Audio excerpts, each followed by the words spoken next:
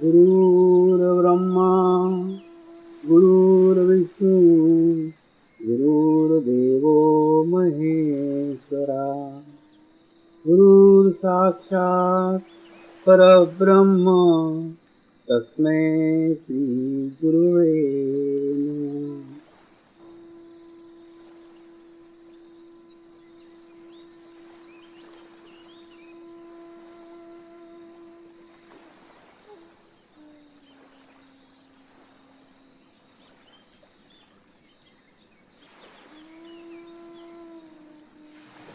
मेरे साथ ध्यान की शुरुआत करेंगे।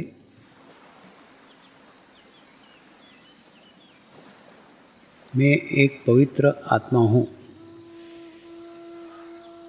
मैं एक शुद्ध आत्मा हूँ। मैं एक पवित्र आत्मा हूँ। मैं एक शुद्ध आत्मा हूँ। मैं एक पवित्र आत्मा हूँ। मैं एक शुद्ध आत्मा हूँ। गुरु मंत्र का उच्चारण करेंगे।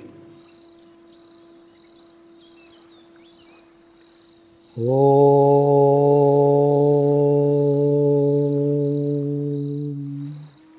श्री शिवकृपानंद स्वामी नमो नमः। ओम श्री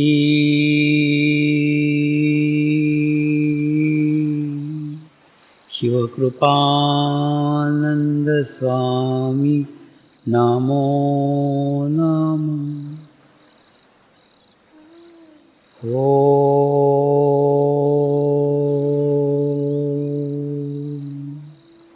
श्री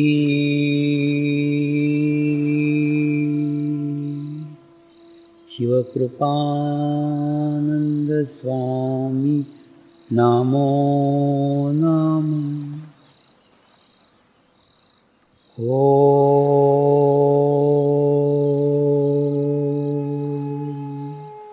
श्री शिवकृपानंद स्वामी नमो नमः।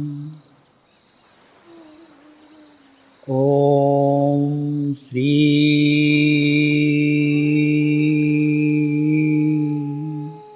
शिवकृपानंद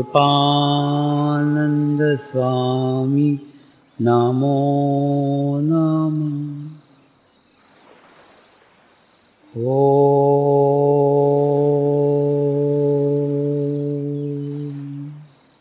श्री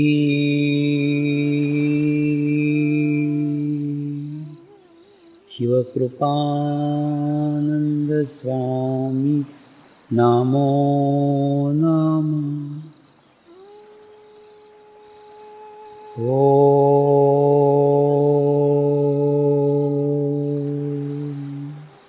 श्री शिवकृपानंद स्वामी नमो नमः। ओम श्री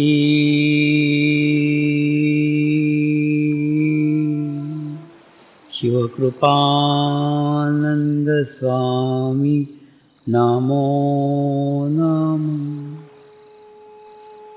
ओम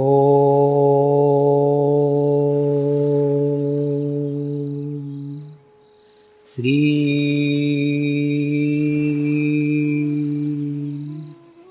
शिवकृपानंद स्वामी नमो नमः।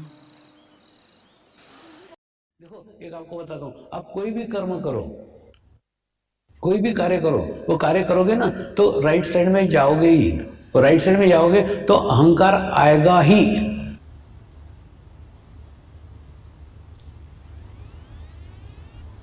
वो शरीर का खूब प्रमुख भाग है। तो जैन साधुओं के साथ में सीख करके क्या सीखा? अहंकार पे नियंत्रण कैसे करना। अभी अहंकार नहीं आता था ऐसा नहीं, आता था, लेकिन वो शरीर तक सीमित रहता था। वो अहंकार के कारण शरीर में तकलीफ होती थी, शरीर में गर्मी बढ़ती थी, शरीर में जलन होती थी, लेकिन चित्त तक नहीं आता था, चित्त को दूषित नहीं करता था। उतना करके सिखाया उन्होंने।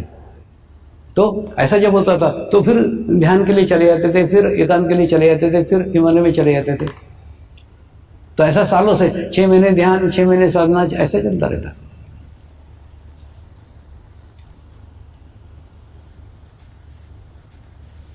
लेकिन पता नहीं एक बार क्या हुआ, खूब अच्छे से सब अच्छा चल रहा था एकदम। खूब रामकृष्ण मिशन का एक खूब बड़ा शिविर लिया था, सब एकदम शांत, एकदम क्या बोलते हैं ना, खूब सुखी जीवन चल रहा था। और उस समय एकदम बेचैनी होने लग गई कि यहां से छोड़ करके मुझे समाज में जाने का है। बस वहां मन ही नहीं लग रहा था। घर के पूछते थे कहाँ जा रहा हूं, मैंने कहा मालूम नहीं कहाँ जा रहा हूं, कोई बुला रहा है कि नहीं। वो रामकृष्ण मिशन के जो मठाधीश थे उन्होंने पूछा आपको कोई बुला रहा है क्या? नहीं। कहाँ जा रहा हो? पता नहीं। क्यों जा रहा हो? पता नहीं। उनको भी थोड़ा विचित्र लगा। वो बोले अब यहाँ सब अच्छे सेट है, यहाँ से अच्छे से रहो ना, सब तुम्हारे परिवार यहाँ पे, सब लोग यहाँ पे, क्यों इधर से जाते हो? बोले पता नहीं, लेकिन यहाँ रहने की इच्छा नहीं, यहाँ से कहीं जाने का है। तो फिर उन्होंने पूछा ऊपर का बुलावा है क्या? मैंने बोला हाँ। तो समझ गए अब ये कोई भी रुके। उन्होंने खूब रोकने का कोशिश किया, वो समझ गए अब ये नहीं रुकेगा।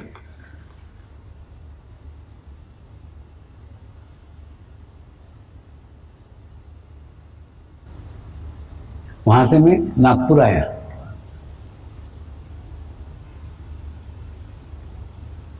नागपुर में मेरे जीवन में एक इतनी बड़ी घटना हुई जिसने सारा जीवन ही परिवर्तित कर दिया, जीवन ही बदल दिया। और समाज में क्यों आया उसका कारण पता लगा। कुछ नहीं, 8 दिन का एक शिविर ले रहा था और बहुत बड़े हॉल में ले रहा था, लेकिन इतने कम लोग थे कि हॉल का जरूरत ही नहीं था। मैं सबको बोला एक काम करो ना, इतने कम लोगों तुम सब स्टेज पे आ जाओ। तो सब लोग ऐसे स्टेज पे आ गए, मैं इधर खड़ा हो गया और शिविर चल रहा था। मैंने ज्यादा लोग भी नहीं थे, एकदम हॉल बड़ा लेकिन शिविर छोटा, बहुत कम लोग। और सवेरे में ध्यान करता था और फिर शिविर लेता था। तो सवेरे जैसे ही ध्यान करने बैठा था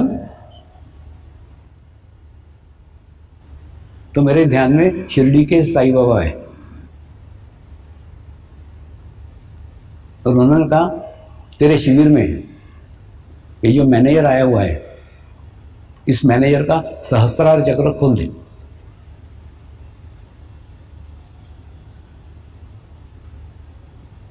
एक तो फिर ध्यान में मैंने मेरे गुरुओं से संपर्क किया।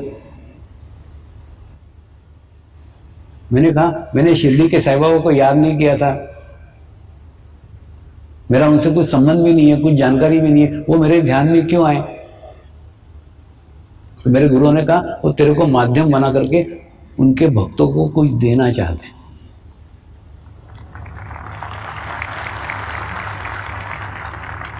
कुछ नहीं, दूसरे दिन का सवेरे का 5 बजे का समय निश्चित किया गया। वो मैनेजर के घर पे हम गए, मेरे साथ एक साधक भी था। और जैसे ही उनको ध्यान के लिए बिठाया ना, तो कुछ नहीं, जैसे कपूर को अपन बत्ती दिखा दे ना कैसे जलता है, उसी प्रकार से जैसे उनके एक चक्र पे हाथ रखने लग गया, खट खट खट खट खट खट खट खट उनके चक्र खुलने लग गए। नाड़ियों पे हाथ रखने लग गया, नाड़ियां तीनों धड़ धड़ धड़ धड़ धड़ खुलने लग गई। सर के ऊपर हाथ रखा और जैसे सर के ऊपर हाथ रखा वो ध्यान में चले गए। और ध्यान में मतलब 5 घंटे ध्यान में थे। 10 बजने आ गए। बाद में मैंने उनको कंधे पकड़ के हिलाया, मैनेजर साहब उठो, ऑफिस जाना है कि नहीं जाना है? तो उन्होंने बड़े मुश्किल से आंखें खोली, बोले स्वामी जी काय का ऑफिस में काय का क्या, आंखें नहीं खुल रही मेरी तो। और उन्होंने एकदम मेरे पैर पकड़ लिए, मेरे को आपके रूप में शिरडी के साईं बाबा मिल गए। मैंने उनको समझाया मैं शिरडी के साईं बाबा नहीं हूं, केवल उन्होंने मुझे आदेश दिया था, इसलिए मैं केवल आदेश का पालन कर रहा हूं। एक पोस्टमैन सरी का काम कर रहा हूं, एक डाकिया सरी का काम कर रहा हूं, उनके आदेश का पालन कर रहा हूं और कुछ भी नहीं। और उसके बाद में वो शिविर संपन्न हुआ वो शिविर के 8वें दिन, समापन के दिन मैंने कहा मैं किसी से कुछ नहीं लेता, ये कार्य करना मुझे अच्छा लगता है इसलिए मैं कार्य करता हूं। मैं मेरे पैसे से आता हूं, मैं मेरे पैसे से जाता हूं, किसी से कुछ नहीं लेता। ऐसा करके किसी से कोई गुरु दक्षिणा नहीं दिया, किसी से कुछ नहीं लिया, और उसके बाद में शिविर समाप्त हो गया। और दूसरा, मुझे ऐसा लगा था कि वो शायद साईं बाबा के भक्त थे, इसलिए शिरडी के साईं बाबा के साथ संबंध हुआ होगा। लेकिन दूसरे दिन सवेरे फिर मैं मेरे घर पे ही ध्यान करते बैठा था, तो आश्चर्य, फिर शिरडी के साईं बाबा आए। उन्होंने बोला तू कल बोला था ना मैं मेरे पैसे से आता हूं, मैं मेरे पैसे से जाता हूं, किसी से कुछ नहीं लेता। तूने अहंकार का एक दरवाजा आज भी खुला रखा हुआ है। ये विश्व स्तर का कार्य है और तो आज भी कह रहा है मैं कर रहा हूं, मैं कर रहा हूं। एकदम गलत है। अहंकार का दरवाजा एक तूने खुला रखा हुआ है। ये विश्व स्तर का कार्य है। विश्व स्तर का कार्य करने के लिए लोगों को भी आनंद लेने देना। किसी के माध्यम से अगर मैं तुझे धन देता हूं, उस धन को ग्रहण कर, ग्रहण करके कार्य में लगा, कार्य का विस्तार कर। यह कार्य विश्व स्तर का है, एक व्यक्ति का कार्य नहीं है। लेकिन वो बात पट नहीं रही थी, क्योंकि जिंदगी में कभी किसी से कुछ लिया ही नहीं था। हाँ क्या, वो बोले खाना खाने बैठता है तो ज्वार की रोटी है तो भी प्रेम से खाता है, मिठाई है तो भी प्रेम से खाता है, परमात्मा का प्रसाद समझ के ग्रहण करता है। उसी प्रकार से कोई 1 रुपया दे उसको भी ग्रहण कर, कार्य में लगा। कोई 1 लाख रुपए दे उसको भी ग्रहण कर, कार्य में लगा। कार्य का विस्तार कर। कार्य का विस्तार महत्वपूर्ण है। हाँ कहा, लेकिन मन को अंदर से पट नहीं रहा था। पट नहीं रहा था मतलब आदत ही नहीं थी पैसा लेने की किसी से। उसके बाद में मुंबई में आया। मुंबई में एक शिविर हुआ, उसमें कुछ लोगों ने 800 रुपए दिए थे। उसके बाद में 800 रुपए लेकर के प्रथम बार शिरडी आए, और शिरडी आकर के यहां दान पेटी में डाल दिए, तेरा तुझको अर्पण। तूने बोला था लो, लिया, ये ले, तेरा वापस।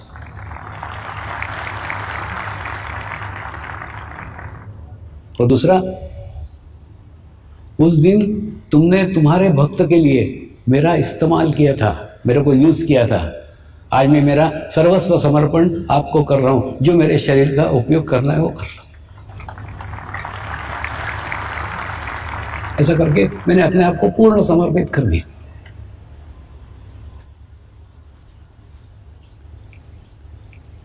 उसके बाद में मुंबई के गीता भवन में एक कार्यक्रम हुआ। जो कुछ पैसे आए वो गीता भवन को ही दे दिए। पुणे के एक स्कूल के अंदर कार्यक्रम हुआ, जो कुछ पैसे आए वो स्कूल को ही दे दिए, और बिना किसी से कुछ पैसा लिए ऐसा कैसा वापस घर वापस चला गया। और मेरे को यहाँ बिल्कुल नहीं अच्छा लगता था, समाज में बिल्कुल अच्छा नहीं लगता था, यहाँ मजा ही नहीं आ रहा था मेरे को। एक बार ना गुरुओं के सानिध्य में रहने की आदत लग गई ना, तो दुनिया अच्छी नहीं लगती। एकदम यहां से भाग गया, वापस गया हिमालय। गुरुओं को बताया कि शिरडी के साईं बाबा वाली घटना बताई। उन्होंने कहा तेरा साधना का समय अवधि समाप्त हो गया है, तेरा गुरु तत्व खुल गया है। एक गुरु ने तुझे माध्यम बनाया, अब तूने जाके समाज में कार्य करना चाहिए। अब साधना करने यहाँ मत रहे, यहाँ मत आ। फिर मैं रोने लग गया, नहीं मेरे को तो नहीं जाने का, मेरे को वहां किसी से सीखने को ही नहीं मिलता, सब मुझसे सीखते। उन्होंने इतने सुंदर उदाहरण से समझाया। माँ जब घर में रोटी बनाती है ना, तो रोटी बनाते समय जो छाती पे लड़का बैठा रहता है ना, उसकी ना सोचती वो सोचती है जो खेत में लड़का काम कर रहा है उसको रोटी पहुंचेगी कि नहीं पहुंचेगी, पहले उसकी चिंता करती है। इसलिए उसी प्रकार से तू दुनिया के कोई भी कोने में चले जा, हमारा चित्त सदैव तेरे ऊपर रहेगा ही। ये मत सोच कि तू दूर चला जाएगा तो नहीं रहेगा, ऐसा नहीं। तो आज भी मैं महसूस करता हूं कि नहीं, कि मैं देखते रहता हूं कि मेरे पे चित्ता है नहीं होगा तो भी भाग के फिर वापस चला जाऊंगा। लेकिन उन्होंने समझ लिया इसको अगर किसी खूंटी से नहीं बांधा तो ये बार बार भाग के वापस आ जाएगा। और इसके ऊपर हमने खूब मेहनत की हुई है, यही वापस आएगा। तो हमारे संस्कार का कार्य कौन करेगा? समर्पण संस्कार सर्वसामान्य मनुष्य तक दुनिया में कौन पहुंचाएगा? तो इसको वहां रखना अत्यंत आवश्यक है। इसलिए जब मैं दोबारा वापस आया ना तो सबसे पहले नवसारी गया। नवसारी जाने के बाद में फिर वहां ऐसी खूंटी तैयार हो गई कि वहां से फिर वापस हिमालय कभी जा नहीं पाया। यानी मैं वो सिपाही हूं जो सीमा से अपने घर कभी लौट नहीं सका। दूसरा, घर में दूसरा विवाद खड़ा हो गया। घर में विवाद मतलब पत्नी दूसरों से पैसे लेने के सख्त खिलाफ थी। वो बोले किसी से कोई पैसा लेने की जरूरत नहीं, तुमको 500 रुपये महीना दे रहे हो, 500 रुपये में कार्य करो, हमको कोई कार्यवाही नहीं बढ़ाने का, कोई विश्व सर पे नहीं जाने का, कुछ नहीं करने का, बस यहाँ पे चुपचाप करते रहो, बस जितना 500 रुपये में होता है उतना करो।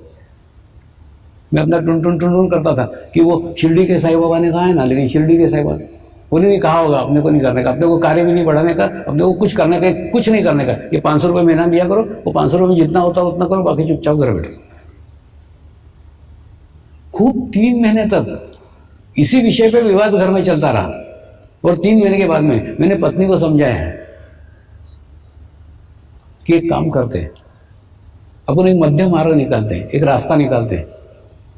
अपन ना 3 महीने लोगों से पैसा लेंगे और मांगेंगे नहीं, लेकिन किसी ने खुद होकर के दिया तो लेंगे और उसको कार्य में लगाएंगे। अगर कार्य का विस्तार हुआ तो शिरडी के साईं बाबा सही है, नहीं हुआ फिर बंद कर देंगे, फिर तू 500 रुपये दिया कर, फिर मैं वही कार्य करूंगा।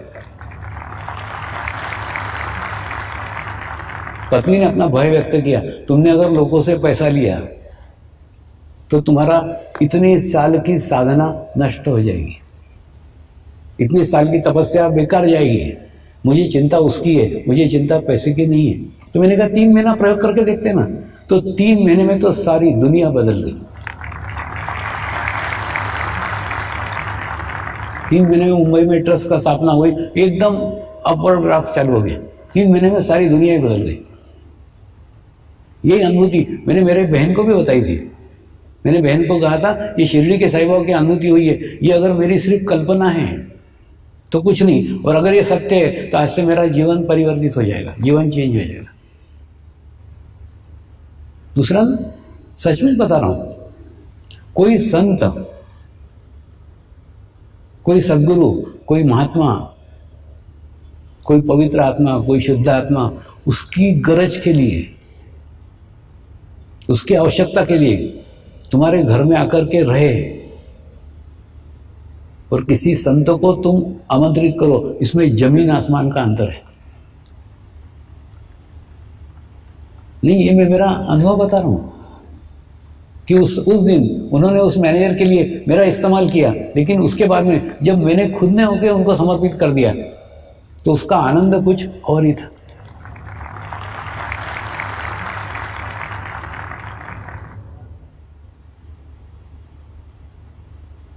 और उसके बाद में धीरे धीरे धीरे धीरे धीरे धीरे एक एक विकास होता चला गया।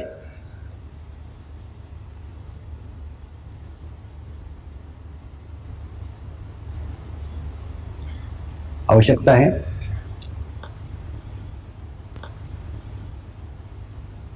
आत्म साक्षात्कार के महत्व को समझने की।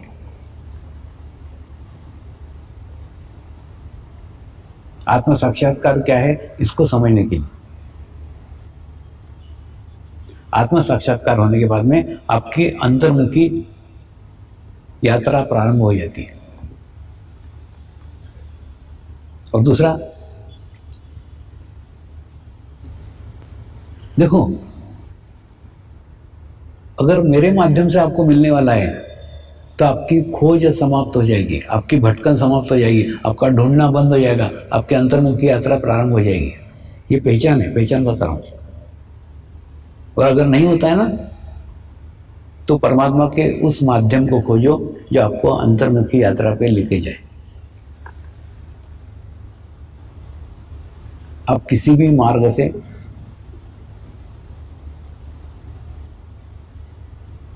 किसी भी रास्ते से मोक्ष के स्थिति तक इसी जीवन काल में पहुंचो, ये मेरी शुद्ध इच्छा है।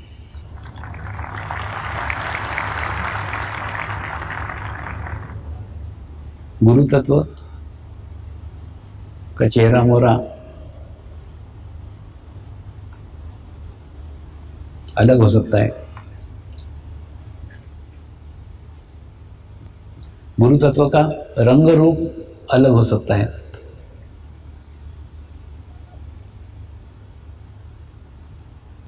लेकिन गुरु तत्व भीतर का एक ही है, समान है।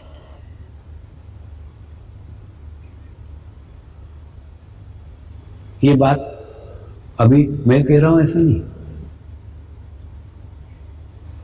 ये बात शिरडी के साईं बाबा ने भी अपने जीवन काल में अपने भक्तों को समझाया हुआ है। उनके जीवन काल की घटना है और आज का साईं का संदेश है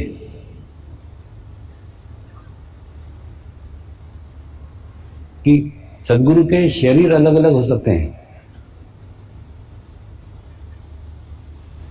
सदगुरु के शरीर से बहने वाला तत्व गुरु तत्व एक ही है। ऐसी घटना उनके जीवन काल में आई थी।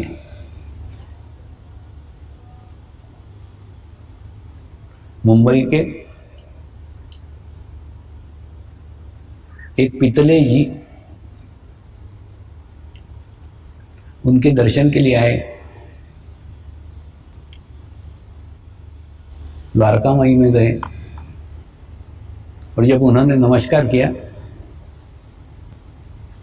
तो शिरडी के साईं बाबा ने उनको 3 रुपए निकाल के दिए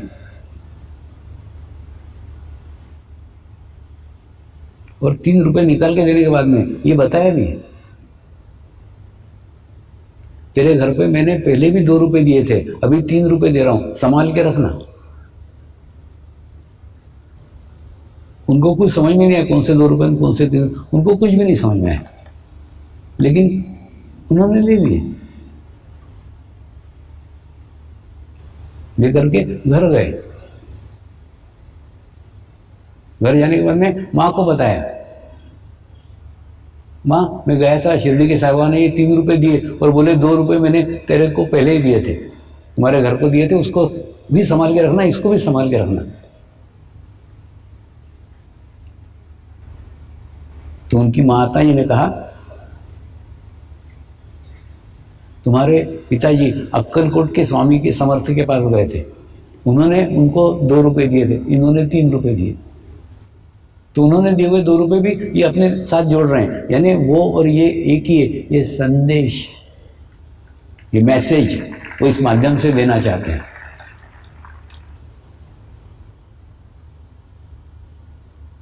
गुरु का चेहरा मोहरा अलग होगा, स्थान अलग होगा, कार्य अलग होगा, समयावधि अलग होगी,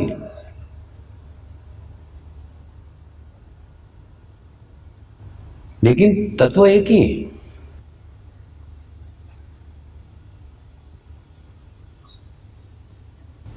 उनको आश्चर्य होगा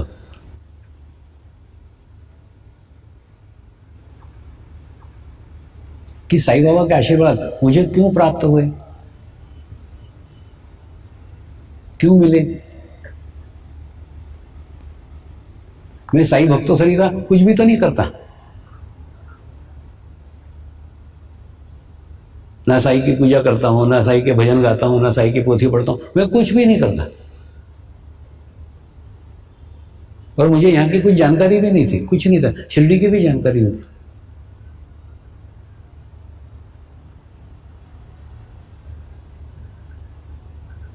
तो मुझसे संबंध कैसे स्थापित हुआ है?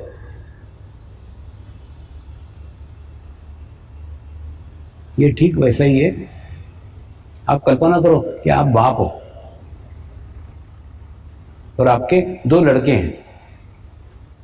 एक लड़का है वो आपकी खूब चापलूसी करता है, पिताजी आप कितने स्मार्ट दिखते हो ना आजकल, पिताजी आप कितने हैंडसम दिखते हो, पिताजी ये ड्रेस में तो आप बहुत अच्छे दिखते हो, ऐसा करके खूब तारीफ करता है आपकी, लेकिन आपकी एक बात भी सुनता नहीं है। और दूसरा लड़का है जो कोई तारीफ नहीं करता, कोई बातचीत नहीं करता, लेकिन आपकी प्रत्येक बात को सुनता है। आप जो कहते हो प्रत्येक बात करता है। तो आप बताओ ना, आपको कौन सा लड़का पसंद होगा? वो जो आपकी चापलूसी करता है वो, या वो जो आपका कार्य कर रहा है? मैं उनका कार्य करता था, मेरा उनका संबंध कार्य का है। मैं आपको दूसरे उदाहरण से समझाता हूं। अब कल्पना करो कि महाराष्ट्र के अंदर एक अंधा उद्योगपति है, और अंधा उद्योगपति की जब मृत्यु होती है, मृत्यु के समय वो अपना मृत्यु पत्र लिखता है, मेरे मरने के बाद में जो भी व्यक्ति महाराष्ट्र में आके अंधों के लिए कार्य करेगा, मेरी सारी संपत्ति उसको मिल जाना चाहिए। कंडीशन क्या? 2, महाराष्ट्र में आके करना चाहिए क्योंकि उसको महाराष्ट्र से प्रेम है, महाराष्ट्र से प्यार है। दूसरा, उसको अंधों से प्यार है, इसलिए वो बोलता है कि अंधों के लिए आकर के जो महाराष्ट्र में कार्य करेगा उसको मेरी सारी संपत्ति मिल जाना चाहिए। और एक व्यक्ति जो अपने जीवन में अंधों के लिए कार्यरत ही है ही, अंधों के लिए कार्य कर ही रहा है, वो कार्य करते करते करते महाराष्ट्र में आ जाता है, और जैसे ही महाराष्ट्र में आ जाता है उस अंधे उद्योगपति प्रार्थना करेंगे। हे परमात्मा, हम सभी पवित्र आत्माएं आपको हृदय से प्रार्थना करते हैं कि सारे विश्व में शांति हो, सारे विश्व के आत्माओं की आध्यात्मिक उन्नति हो एवं सर्वांगीण उन्नति हो, यही हम सब आत्माओं की शुद्ध इच्छा है। नमस्कार करेंगे।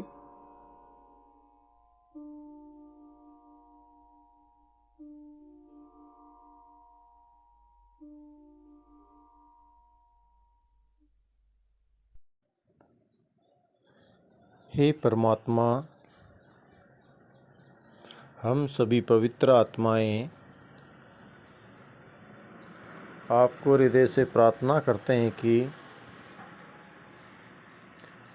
हमारे सद्गुरु श्री शिव कृपानंद स्वामी जी का स्वास्थ्य सदैव अच्छा रहे, उनकी आयु दीर्घ हो, यही हम सब आत्माओं की शुद्ध इच्छा है, शुद्ध इच्छा है, शुद्ध इच्छा है। हे परमात्मा, सारे विश्व में स्थापित होने वाली श्री मंगल मूर्तियों की स्थापना, श्री गुरु शक्ति धाम का निर्माण कार्य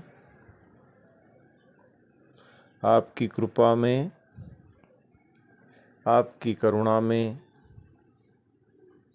आपकी इच्छा अनुसार निर्विघ्न संपन्न हो, यही हम सब आत्माओं की शुद्ध प्रार्थना है, शुद्ध प्रार्थना है, शुद्ध प्रार्थना है। शांति पाठ करेंगे। ओम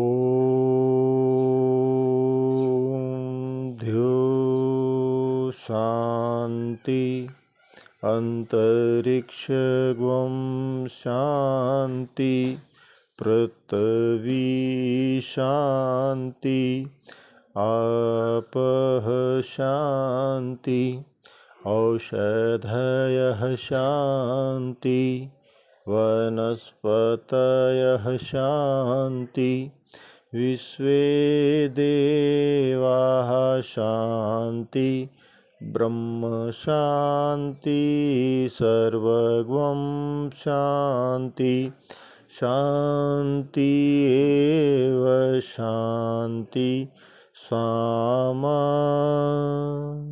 शांति एधि ओम शांति शांति शांति सर्व इष्ट सुशांति भवतु।